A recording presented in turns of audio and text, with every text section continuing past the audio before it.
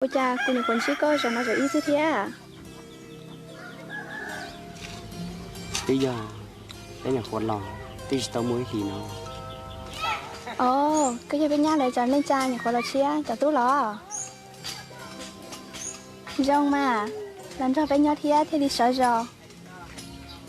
gì à Hả? em này lúc trẻ nhau có tên à Lúc trẻ lọ. Lúc trẻ nhất khỏi nó là bố bể, lúc trẻ sống đông hả? Cái gì là nhớ tên gì trẻ, sống đông đó đi sao? trong cái mà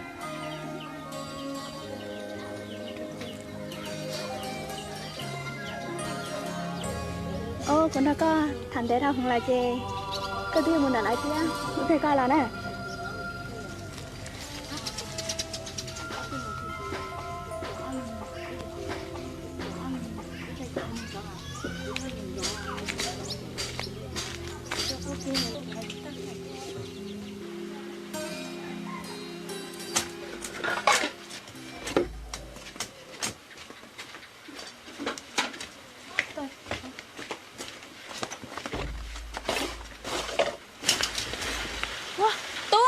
Chú anh tôi lần nè, giờ cánh tôi nè tao. chờ đi à Bây giờ cánh tôi lần nè nè.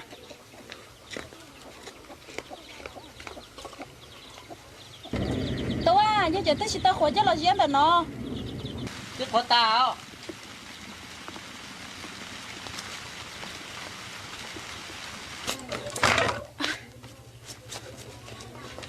nè có nó mỏ tay cái gì đâu tao mỏ thế à Chuyện này tay chỉ tao nó, ở đây này tay nó sao? thì cái cho con giờ mất trọt thế nào Bỏ tao của sao tao sao?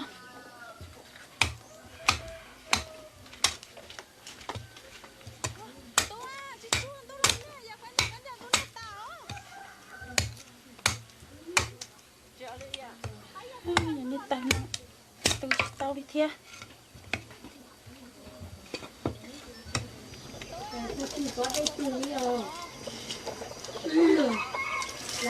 Nhưng mà đi xin một té lo. Để chịu một lắm.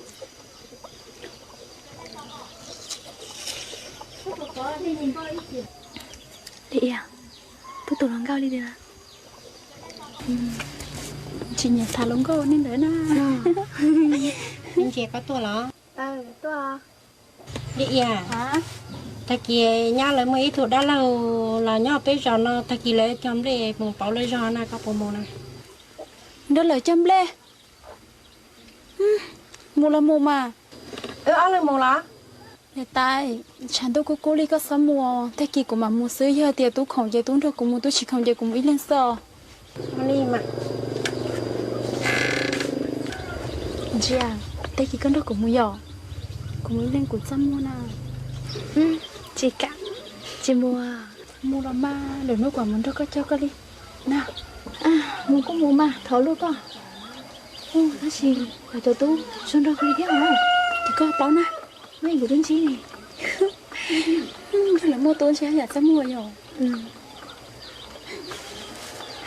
Cô Minh Chiếu, trả lại tiền, tốn kênh đó.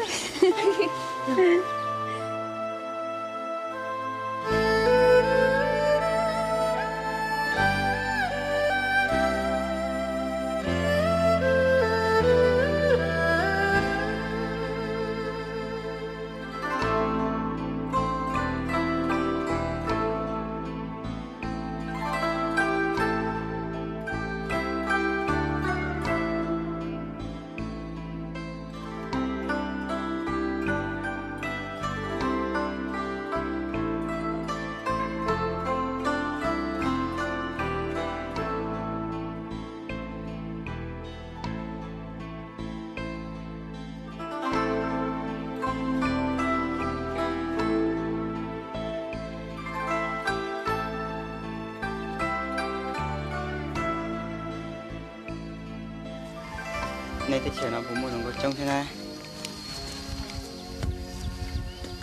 Bây giờ tới chả no. Một lần cao trong xứ chứ chỉ là lần thầy. đó xa con à Lúc nó tàu trồng lên thật coi chỉ xá đi à. Tia Chà má. bây giờ có từ phong gì xa mùa luôn á chỉ cả là nó đi cái gì chỉ tỏ này đi nè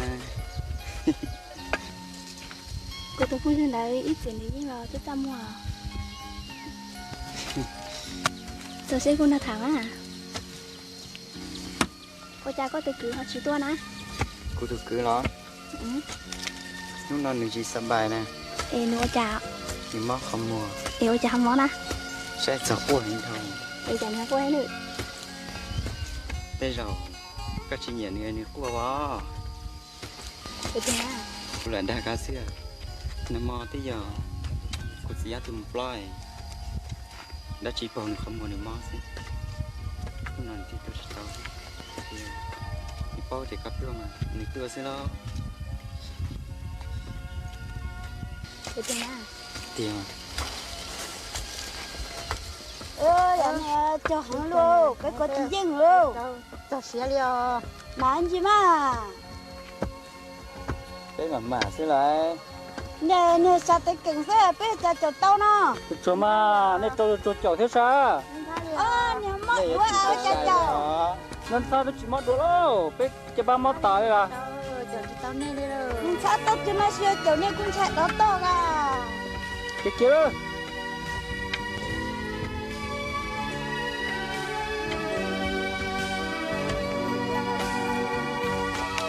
chị à hả ta tuần sau từ từ lao nó sẽ qua thế nào trên mình có bó phải lý do nó là nó sợ lấy chỉ nhẹ tiết rồi đâu nhỉ là các bạn có xử lý thì cô sao mai thì mình chỉ nhận nên chỉ nó có à là nó chỉ xin nè chỉ bỏ chân người cô sáng nó có chỉ bao xem mà đâu nhỉ nên chỉ nó là nó chả cô cái rồi đừng có cho nên là rồi được con nè tôi nó mò quá tiếng nào ta thế à đó